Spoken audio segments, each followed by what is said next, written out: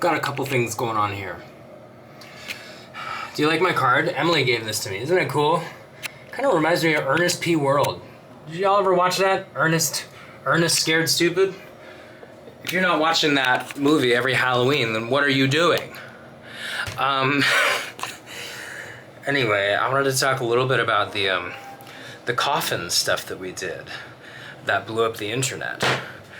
It was really fun and silly and like way less impact than everyone thinks that it was. Everybody's like, oh my gosh, how could you possibly stand in a coffin in public places for that long?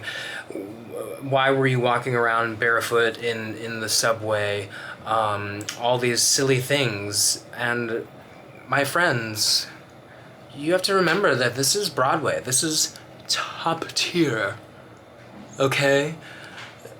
Not only were there like 8 people there just to facilitate the coffin getting to each location and different people shooting different things. Like, I had a dresser there who was coming to me with my shoes. Our hair makeup person was there, you know, just in case I needed a little zhuzh in the coffin. They had snacks for me. I was like, you know, we finished in the subway and I was put into an Uber and I was eating goldfish on the way to Radio City, to the next location. It was very dreamy. There was no touching of the subway tiles to my sweet little baby Tootsies. So don't you worry, you guys. It's Broadway. We've got it handled. I think it was very successful. We had a lot of fun and like, I loved that, like, you know, tourists, of course, were the ones that stopped and were like, what's going on here? And like New Yorkers were just like, will you please move this coffin? I'm trying to make the C train. Which I just love. And also, randomly, my friend Mike Haber walked by.